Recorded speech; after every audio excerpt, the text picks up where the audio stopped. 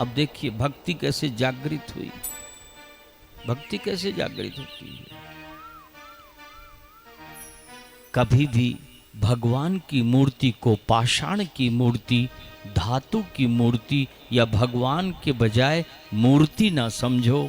यदि आप मूर्ति को भगवान समझेंगे तब आपके दर्शन का सार आपको मिलेगा, तब भगवान कृपा करेंगे। हमारे आपके जीवन में यदि भगवत कृपा नहीं हो रही है, उसके पीछे एक कारण कहीं ये तो नहीं है, विचार करिए। कहीं हम भगवान को, घर पे विराजमान भगवान को सिर्फ मूर्ति या फोटो तो नहीं मान रहे।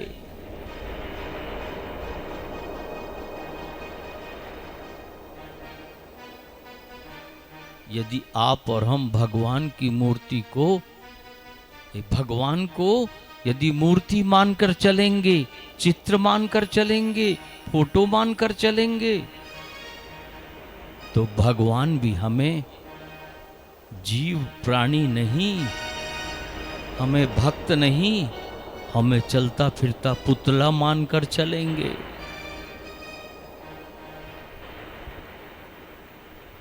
इसलिए भगवान को भगवान मानकर चलना, भगवान को बिना जिमाए बिना पवाए कुछ ना पीना, पानी तक ना पीना। जब तक भगवान को भोजन ना करा दो तब तक आप भोजन ना करना। फिर देखो आपके जीवन में ना अन्न की कमी होगी, ना वस्त्र की कमी होगी, न धन की कमी होगी, न आपका तन दुखी होगा, न आपका मन दुखी होगा।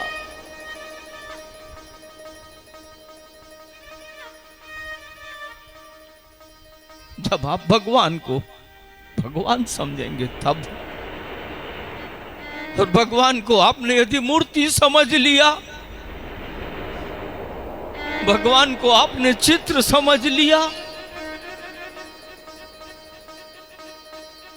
तो भगवान भी आपको चित्र समझ लेंगे, भगवान भी आपको मूर्ति समझ लेंगे, हाड़ मास की मूर्त समझ लेंगे।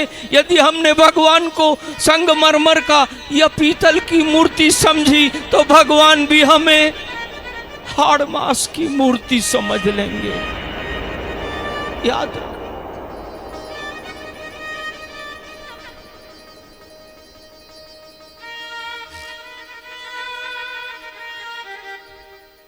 बस यही हम अपराध करते हैं, बस यही हम चूक जाते हैं कि हम भगवान को भगवान नहीं समझते।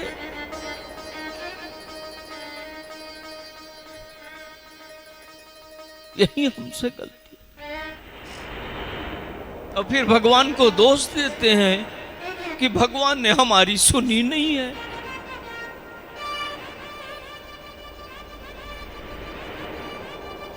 पहले भगवान ने जो कहा वो तो आप सुन लो।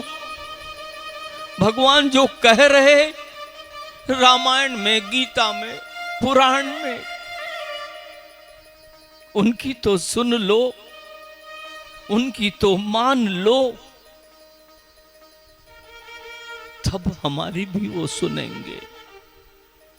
जब हम उनको सुनेंगे तब वो हमें सुनेंगे। हमने उनकी कही बातों को अनसुनी कर दिया, इधर से कथा सुनी, इधर से निकाल दिया।